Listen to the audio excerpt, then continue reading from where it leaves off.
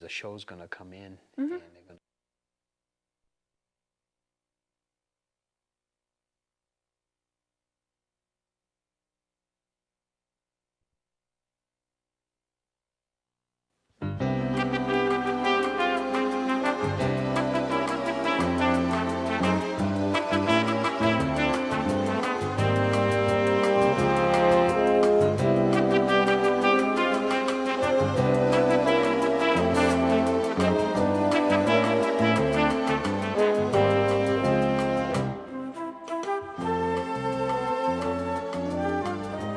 Well, good morning, everybody. Welcome back to Seriously Fit. I have a great show here today, and I'm bringing in a specialist on stress management. Who does not have stress in their life? I have a Dr. Aline Potvin, and she's a naturopathic doctor, and she's going to talk a little bit about stress. And I want to ask her some questions to the audience and say, how did we really get into this stress management? I know you are a doctor, and how did you first get into the stress management piece? Yeah, so I mean, it's kind of unavoidable. As a naturopathic doctor, I work a lot with chronic disease and people that have had chronic issues and are really looking for a way to improve their quality of life. And as we all know, stress is, Huge, kind of the foundation for things that can bring down our quality of life. And it contributes greatly to chronic disease and the progression of chronic disease. So it was kind of unavoidable. Yeah. Now, give me a couple examples of chronic disease. I know personally that everybody kind of handles stress in their own things, but we all have breaking points where we get in a little certain spot. But give me some example of some of those chronic issues that might come up because of stress. For sure. I think, here in the U.S., we have a lot of concern about type 2 diabetes. And what we find is that with type 2 diabetes, there's diet and lifestyle contributions to the progression of that. But what I find too as well is that stress and unmanaged stress actually greatly contributes to the progression of type 2 diabetes. Wow. Because that stress response actually brings up your blood sugar. And over the long term, that can, really cause quite a progression of the condition itself. Right. Yeah. Now, I found that, again, being the health coach and having had diet and lifestyle and bringing folks like yourself in here, realizing that stress, everybody does take in accordance. I didn't realize that type 2 diabetes, again, I know a lot of it's controlled, that their diet has to be functional. And now do you actually work with both sides of the fence when we deal with stress management? So for all of those aspects, working with a diabetic patient. Yeah. So yeah, absolutely. You can't really avoid working with all of them at the same Right. time because everything's connected, right? So it's a large part of the foundational work of working with somebody that has type 2 diabetes or, other chronic issues like Crohn's disease or an autoimmune condition. Stress management is really essential for helping reduce that inflammatory response that comes from stress that contributes to all of our aches and pains and tissue breakdown and all of that. Right. So. Now, as far as stress, do you have certain techniques that you go to, like a playbook, and says, hey, listen, this particular individual has a combination of much, but maybe they have way too much on their plate, and identifying some people don't realize, well, how much they have on their plate and how they handle it. Myself as a health life coach, identifying certain aspects is basically getting a profile of really learning where the person's coming from, because you really don't know what that person's been in his shoes. And coming from a trucking world, there's a lot of stress with truck drivers and what they deal with, just the motorists on the road and the stress, not to mention the being away from home and all those aspects that are out there that they have to deal on a day-to-day, the stress of getting to one location to another on time. So, I mean, this is a group of guys that I can certainly relate to that have had stressful conditions in life. Absolutely. Now that I've changed my career path and seen how other people that their worlds are so stressful, so we're not immune from stress. So I think everybody has stress at a certain level. And myself, I found that changing some of my lifestyles, my eating, exercising. That was one huge aspect of releasing stress to me. And I have to assume that that's going to be part of things where I know if I went 2 or 3 days without hitting the gym or going for a run, that I had this intensity where I got it out on the pavement and it felt so good. And you and I both teach over at Orchard Beach High School, and I do a lot of couch to 5Ks, Yeah. eat to run. I try incorporating both lifestyles, one trying to get more exercise, one eating healthier, and giving them the tools to make them successful and live that happy, balanced, life Yeah. that most of us all deserve, but awful hard to identify when you're out there being stressed out, not eating right, taking the shortcuts, and then to the point where they end up having a condition, either ulcers or some form of ailment that comes out that we don't recognize as an issue. So your thoughts on Sure. on that whole stress piece? I mean, I think that you bring up a really good point about the various paths of stress and how it impacts us, because everyone experiences stress to a certain degree, and sometimes it's really small, but it's consistent. So if you think about, holding a cup like this outstretched with one arm, and it doesn't feel like it's heavy at the beginning, but if you had to hold this for a whole week, your arm would be dead by the end of it, right? Yeah, and absolutely. it's the same thing with stress. A lot of times people think, oh, I don't have much on my plate, but it's just enough that on a daily basis, it can really start to wreak havoc on their bodies. And so I find going back to some very basic lifestyle changes can be really beneficial for relieving stress. So one of the first things that we do when we're stressed out is that we forget to breathe. So I counsel people on just basic breathing mechanics and breathing exercises that they can do at home that can help them in acute stress. When they're talking to somebody and might be having a stressful conversation. One of my favorites is actually the 4-7-8 breathing exercise. So what you do is you inhale on a count of 4, you hold that for a count of 7 seconds, and then you exhale on a count of 8. And you can do that for a few rounds, but what's great about it is that you don't have to block your nostrils, you don't have to tie yourself up into a yoga pose. It's a very... You can do it almost on the private of your own. So I've done some of this breathing techniques, and it was kind of unique that I've couple classes that I did this whole breathing. People said, well, it's like a muscle. Your lungs are a muscle that don't expand. A lot of people don't take deep breathing, especially as a runner. Some people do the shallow breathing. They wonder why they get side stitches and so on. They're not breathing correctly. But that was a great point. That just that would cease. I think of my meme and Pepe who used to say, when you got angry, they used to say, count to 10. Yeah. And almost to that point where you were ready to pop and you were stressed and you would say something that you regret to say. Absolutely. So that stress that was built up, and I think if you count to 10, you were actually breathing, and then you finally simmer down, and then your brain now rationalizes. You had an opportunity. So, but I know many people that have had that stress that once they pop their cork, a little temper tantrum with a younger one, and after they get out of the system, they're off running and playing, and they're happy again. They were able to release that stress. Do you find that dealing with younger adults today, they're awful challenged than when I was growing up? We didn't have cell phones and computers as much as they do today. I think that alone, just knowing from the business world, that computers put stress on us on a daily, because it's instantaneously. You get an email, a Gmail, your phone rings, you're almost addicted to have to answer that question right now, and it builds the stress. In just the sense of tone, there's a whole new language. It puts an enormous amount of stress. So have you run across some of the younger generation having some kind of disorder because of this issue?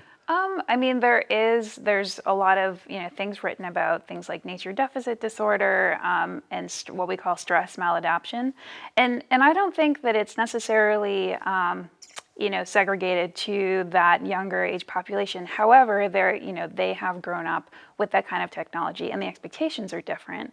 What happens when we're in front of computer screens or phone screens or iPads? even televisions, is that it actually causes part of our nervous system, our stress mode, to actually elevate. So if you'll actually watch somebody while they're, looking at their phone, you'll notice that they're not blinking. And it's because they're on high alert, because that part of their nervous system is elevated. Now, when your stress mode is up, what we call your rest and digest mode can't possibly be up. They have an opposite relationship with one another. Interesting. So when we're in front of screens all the time, and a lot of us are, in our workplace, we're kind of consistently in this low-grade stress that we don't realize. And so when our rest and digest mode is lower, that means that we might end up with difficulty sleeping. We might have digestive issues because our digestion part is, essentially shut down while we're in stress mode. And so I see a lot of those kind of earlier signs of that kind of stress response in younger people that shouldn't necessarily be having those kind of experiences. Wow. Yeah. So in this whole stress management thing, dealing with the folks that you have dealt with, is there a certain timely protocol that these folks have to manage this thing? Once they realize, hey, I got an issue, are there techniques that folks can do? I know you mentioned breathing as one. I mentioned that exercise kind of worked a little bit on me. For sure. We all have different levels of how we want to manage that stress. I think it's one of the subject matter that's really gone on the news. I know a lot of people are stressed, they just can't sleep. And I think as a health coach, it's really imperative that you get your proper rest. Those are one of the things. How do you identify, which stress is more stressful to one or another? Is there a way that you can hone into someone to say, they may not be apt to say that, hey, listen, the bills are piling up, even though one individual is taking care of the checkbook at home and worrying about their kids, or everybody has a different way. I remember I had a grandmother that was always worrying about the kids, couldn't understand why she was stressing herself out, but she had an interest in those individuals, and family stressed them out. For sure. And, if people say, well, why you wear a ball cap? Boy, well, I raised 4 daughters. I don't have any hair left, but so I've had to deal with stress in a different way, and everybody's in a different place. That's one thing we found in our lifestyle, the experiences how you dealt with stress in the past. Things have evolved in today's world. There's a lot different, the stress today. Prior to the show, I was stressing out if I was going to get here on time, just getting through Biddeford. I don't think there's a street in Biddeford that isn't being worked on. Our taxes going to good cause, so we'll have smoother streets. So, but all set aside, jokingly, but there are other initiatives that folks that come to you that they can do in their own right now as they watch us today. Are there techniques? We talked about breathing. Are there other things that we should? Absolutely. And I think just to kind of go back before a point that you put forward is that there's lots of different kinds of stress, but I also want to emphasize for people that the stress experience is relative. So just because something is visibly a potentially much larger source of stress doesn't mean that you physiologically don't respond the same way that you might to a smaller stress, and vice versa. So people can actually have very significant body reactions to even small forms of stress. And so kind of, I like to think about stress as kind of all being similar in the way your body is incredibly wise, but it's not very specific. And so really kind of looking at all stresses as having the potential to have the same effects is really important. But I really like to help people figure out, not necessarily, obviously working with what kinds of food that they're eating, but even more important in terms of blood sugar and the stress response that can cause blood sugar to go up, is looking at the timing of their eating and how they're combining their foods together. So I don't know if you've ever met people who, if they, haven't eaten, if they miss lunch for whatever reason, they're what we call hangry. So they're so hungry that they're angry. And I find that because insulin resistance and blood sugar issues tends to be a really common repercussion of long-term stress, that focusing on keeping blood sugar as regulated as possible is actually a really key thing to avoid those long-term stress responses, but it also keeps them less stressed because when you're not, when your body doesn't perceive that it's hungry, you don't, get anxious, or you don't, potentially Right. get angry because or so irritable because you forgot to eat lunch. Yeah, especially if you're hungry, tired, and you hadn't gotten any sleep. Right, All right. those It's factors like come in. new mom syndrome and new parent syndrome. So it's one of those things where what I oftentimes will ask people to pay attention to, if they're feeling anxious or if they're feeling incredibly stressed out in the moment, they can check in with themselves and ask themselves, when was the last time that I ate? And secondly, what did I eat?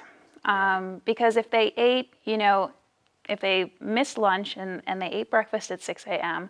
and all they had was a muffin, that means that they had a really big sugar spike and a crash, and they're in the throes of that crash right now, and that's why they're actually starting to feel anxious. Their body perceives that they're entering Right. into a starvation mode. That's going to be stressful. Right. So it's on a chemical level, you're actually experiencing stress, and that's why it makes it so you want to yell at your kids. There's an actual chemical, physiological reason for that. So checking in, as to when you're eating, what you last ate, can actually be a really effective tool, because then you can say, oh, maybe I should just eat a protein bar right now. Yeah. And Take the edge off and Yeah. get you to that point. yeah, Now, feeding. it also makes you pause. Now to counter that, you don't want to be eating, you don't want to be emotionally eating, but I still think that there's a lot of benefit to being aware of that relationship between blood sugar and how you actually respond to stress. So that's one thing that I bring up for patients and people that I work with. Another thing is actually hydration. There's been periods where I've worked with people in emergency services that are, that tend to be kind of chronically dehydrated. In addition to that, they're working in really high stress jobs. So, the EMTs, the firefighters, et cetera. And one thing I started to realize clinically in practice was that, when people were chronically dehydrated, that actually caused a certain degree of inflammation in the body that actually Cause your adrenalines to change. makes your react, so you're always in a fight or flight mode. Your body perceives that it's threatened on a cellular level, and so what happens is that it's harder for you to actually manage the stress that comes your way when you're feeling that way. Same as it would for the blood sugar situation I talked about earlier. So it's those very basic things: getting fully hydrated, making sure that you're eating at regular intervals and you're eating things that don't make your sugar go up. And then crash. You bring up a good point about the hydration piece. Again, being runners, fueling your body Right. the right way, because you're going to be your largest organ, your body's your skin, of course, and it's trying to keep your temperature controlled. So getting the proper hydration. Now, the folks out there that say hydration, they quick say, well, I had 3 cups of coffee. Well, you're getting some liquids, but the unfortunate part is that coffee is very diuretic, and the thing is, caffeine is a stimulant that causes us. That's why most people crave it in the morning, is that because they wake up tired, and the first thing they want to get is that cup of Joe to give them that balance of, all right, now you're stressing your body right out that you're going 0 to 100 miles an hour right away, because you got a big day, you want to stay focused. And the coffee's like a double-edged sword. It has its properties of waking you up, but it's also draining you and stressing you in a way. Yeah. So as I try to proponent is say, hey, what are my alternatives to try to come off the caffeinated drinks? And if you look at sports drinks, a lot of those have caffeine, heavily laden with sugar. And you talked about raising your blood sugar. A lot of the drinks out there. So what do people say? Well, heck, Bob, you're a health coach. What do you suggest we drink? And again, I say number one, water. And of course, we can bring a whole show just on water in itself. But I think in the morning, I think anybody that's had a fast, that's why they call it break fast, that you're breaking the fast from night. Your body's had a chance to digest the food, is taking out the toxins, and we want to flush those out. So the best way to flush is to not only do the drain thing, but to put that good nutrients back into your body. And one I suggest to most folks out there is to drink water. Put a little lemon in it, and hopefully try to alkalize your body and start flushing those toxins out. And your body is a unique machine, as you well know. So it's amazing that I never really thought that hydration would adversely put stress on the body. But so things, and that's why I brought you here today, to bring those little tips to us health coaches Yeah. out there and the general public, an opportunity to learn some of these things that your typical doctor is probably not going to give you those things. And I like to have the folks that like yourself that come in from a holistic perspective, is try to stay back. I know you don't like to use drugs with your patients, but you're an integrative self. If you feel it's worthy, I like the fact that you're going to look for the holistic piece of that Yeah. healing yourself first. And I think stress is one of those pieces that it kind of gets put on the back burner. A lot of our mainstream people would probably say, well, I think I'll give you this prescription to calm you, Prozac or whatever it is, to calm you down because you're too stressed. And then people become addicted to that because now they realize that, oh yeah, it makes me good. Well, now we've actually legalized a particular weed out there that, hey, they're using it. So now it's become a more prevalently accepted means, even though it's somewhat illegal. But if you can get a prescription to do that, I'm not an advocate for that, but again, it's another alternate modality to pursue. Yeah, and I think too, we just don't. Generally speaking, it's not necessarily the fault of the providers. In a conventional setting, they have 10 minutes with you, and so to be able to discuss, hydration, diet, all of the foundations of really healthy physiology are not. There's not a space, in that setup for those kind of conversations with patients, and that's why they come and work with somebody like me, because I end up. My visits are much longer, and we really nitpick through that. But, paying attention to how the body is meant to work is really an important part of not only helping people find their way through chronic ailments, but also as an education piece for them so that they can feel empowered in, doing some of those basic things for themselves. A lot of times people don't realize that there's a lot that they can do for themselves at home that are incredibly supportive. Even if they have a chronic issue, there's much that they can, do to help themselves become independently healthy. Right. And so that's, I think education is a huge part of. But, I'm thinking of some of the folks that I know that, again, that have come through my life, sometimes living alone or having stress. I mean, these folks tend to eat their stress away, or they have no venue to release the stress. They're not involved with any sports or other avenues. And to me, I think that would be so important to be able to release. I almost feel like if you just sharing your bad day that you were having with someone, sometimes it's just a neighbor getting to neighbor and say, man, I had such a bad day. I had news about my kids. The car broke down. The refrigerator's not working. All this added stress. And again, it's stress, but you're taking it all on yourself and you have no one to go to. Sometimes reaching out to a friend and accountability.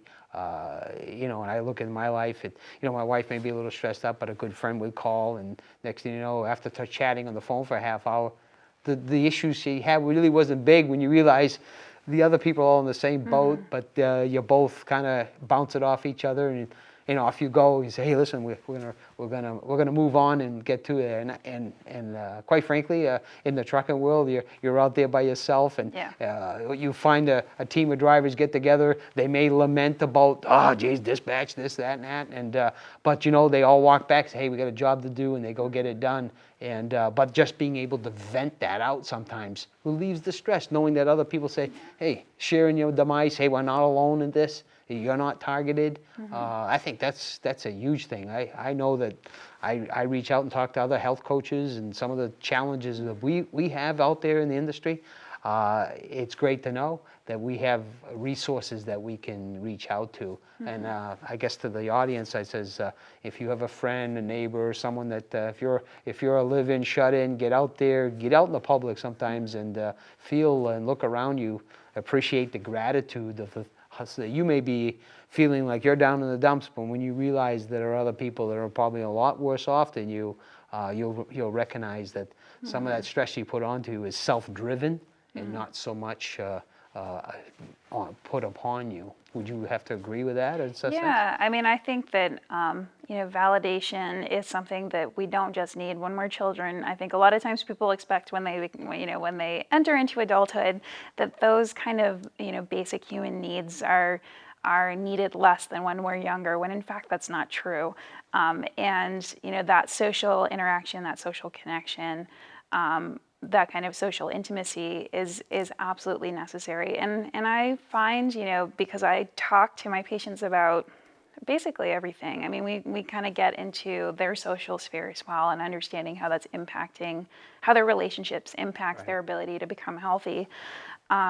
It's huge, and sometimes it's one of the defining factors or one of the determinants as to why people struggle to find their way in that regard. And an exercise that I'll sometimes recommend to patients is if they're going into some sort of difficult situation, a hard conversation, a meeting with the boss they're not looking forward to, what can actually be really helpful is taking sometimes just 1 minute to think about one part of that situation that they could be grateful for. And that might be a kind of a tough task to find something that you could be grateful for, but it might be something like, you're going into a tough meeting with your boss and you're not sure how it's going to go down. It might be really, it might be stressful. You don't know if you're going to have your job at the end of it, but you can think to yourself, maybe, I'm really grateful that I have the guts to go into that situation right now, and that, I am there to vocalize my needs. That's something that you can be grateful for in that situation. And what we find is that when people can take just that 30 seconds to a minute before going into that situation, it changes what you are essentially exuding. Right. Not to say that it would change the outcome of that meeting, but we pick up on a lot from each other that's purely nonverbal. And so it can influence how you go into that situation and how they might perceive you. So, not to, candy coat difficult situations, but it can be a really great tool. Right, if they and it's also an opportunity to learn more about yourself. Sometimes we have a hidden quadrant that we're not quite sure of ourselves, and so it lets you a chance to step back and assess it, I would say, and say, okay, what would be the worst thing that could come out of this? And say, okay, well, I got the fear over that, and then move on and say, okay, well, look at it as, well, I need to take this stuff, and am I really looking at the big picture of things and handling this particular situation as far as the stress management? So, and I think a lot of stress for people that I work with is in the pursuit of having to keep up that appearance, and feel like they cannot show their vulnerability in those kind of situations. And what we're starting to see from a research perspective is that that actually can be a beneficial tool when you're out in the workplace, to be able to have that kind of introspection, to be able to perhaps even show vulnerability in the workplace as a leader, as an employee. There's certain places where that would be much harder to achieve, but we are starting to see from a research perspective that it can actually be a beneficial skill to really nourish. To understand a little bit of that, it got me thinking. I know you deal with a lot of women, and some of the women are super moms, and again, when you look at people that like to, hey, listen, she gets it done. Why can't you get it done? That peer pressure of having to perform like the super mom and meet one soccer and take your kid here, and you're on this almost a continuous treadmill of activities that you're putting all the stress on, not only on yourself but your family. So, and trying to articulate to be that, that super mom or super dad.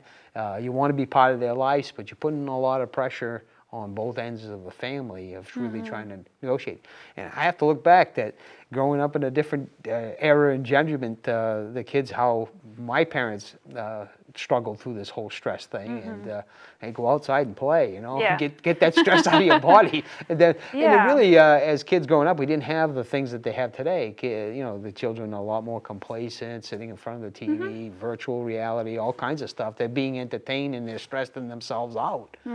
Whereas you got the stress out as a young individual, getting it out, get the fresh air, getting closer to nature, and you find that most of those people that do connect with nature, it's a lot less stressful in their life. Go for a walk, and when you hear the sounds of the birds or the crashing of the waves of the ocean, it's really, we're very lucky to live in Maine, to have the opportunity to be able 5 minutes away and be on the ocean and take a walk and see how beautiful and quiet it can be, quieting of the mind and de-stressing that little walk on the beach can make for everybody, or a walk in the woods and getting connected. So I think living in that lifestyle, where the minute they run in, they're off with their coffee, they work a 9 to 5 job, and they're rushing in traffic where it doesn't go anywhere. And then they come home and it's dinner time, and it's homework time, and it's one thing. And the time you're totally exhausted, totally stressed out, and and then you're ready to go to bed, and you don't sleep well because you're worrying about this and that, and then you get this unrealistic sleep. You either shorten the day, and then you start all over this perpetual treadmill of stuff. And even vacations can be stressful. You know, I found that I needed a vacation from my vacation. I don't know about how many of the folks out there have had that stress. The planning of it, the logistics of trying to get together, or getting 6 people down to Disney, and then running around trying to hit everything. I got home, I needed a vacation. But I found my way of doing that is to go for a jog, a walk, working in the garden, and just being one. Not to say that that's the answer for the majority of folks out here, but I guess if I was to be out there and I was struggling with a lot of stress, I would certainly say, hey, check out Aline and see what she can do to help me, at least assess me as to what things I can do. And sometimes you're so stuck in this rut, you can't see the light of day, where you're at, how you're stressed, when you factor in diet, lifestyle, not taking on the burden of the world, not having to keep up with the Joneses and say, listen, I'm not that super mom, I'm me, and I can't do that, and you recognize my lifestyle, my family's a lot different than theirs, and not have to keep up with everyone else. And I think we all do that because we have an image, news media, TV, shows us that we need to look this way, have this thing, and be this way, that life is going to be grand, and it's not always the case. For sure. Would you have to agree with that? Oh, absolutely. I mean, again, kind of going back to why stress management is one of the foundations of any work that I do with patients is because it impacts, all of the realms of our life. And I also just want to kind of point out too that, if you are struggling with, stress, or perhaps even slipping into the realms of more significant anxiety and depression, really don't hesitate to reach out. There are resources out there for people that have those experiences, and don't wait until, you're in a significant rut, or in a place where you're more concerned about your own safety. And so I think, that's something, the conversation that's coming up much more for people today with, current events and news and things like that. So just be, don't be afraid of reaching out for resources to help you. Well, you bring up a good point. I didn't even think of how stress could combine into the depression mode. But, I've always kind of tried to put humor in life, that life is too stressful that I blow a lot of steam off being comical, or laughing at certain things. It's a good tool. I mean, we all make mistakes, we're all human, and how we deal with the stress, sometimes just a smile on the face, but there are people that takes everything so personally, to the point where they're stressed out, and they get to the stage of depression, and to the point where it's really now wreaking havoc with all parts of their body, and realizing that you're depressed mode. There are people out there that are very depressed, don't know they're depressed, they just feel that they're lacking something, there's a connection with their cycle or balance of life, and they feel so disconnected and feel isolated and alone that they don't realize it. And how do you identify that to say, hey, listen, you're in a state that, your doctor would see you, like you said, 5 minutes. They wouldn't get to know all the other peripheral stuff in your life. They're there looking at your vital signs and say, yeah, your high blood pressure is high.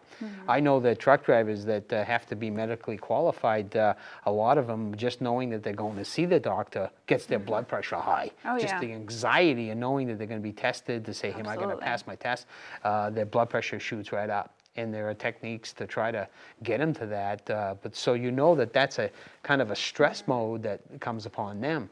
Having, to that point where they can get in a funky spot where it's depressing to know that I got to go see my doctor and he's not going to tell me good news. Yeah. And that's stressful in itself when you're going to find, I found something on my body that doesn't look good, and is it cancer? Or I've been tested and not knowing what the results are going to be, just not knowing. We're going to run some more tests, and that alone is stressful enough. Oh, and for sure. how do we deal with that? This to me is each in us own. It's a stressful family, or having a loved one that has cancer or some ailment that they know it's terminal. That alone is very stressful. And I assume that that you've come across in your path some of your clients that are dealing and struggling with this, Absolutely. and that has to be an enormous challenge for folks. Yeah, absolutely. And in the complexity of human experience and in stress response and how our body responds to stress, my thought and my philosophy is, no matter the severity, still address the basics. Because sometimes addressing just the basics can, take a very severe depression and reduce it enough to the point where a person can start taking care of themselves again, and seeking out help and resources that they would need.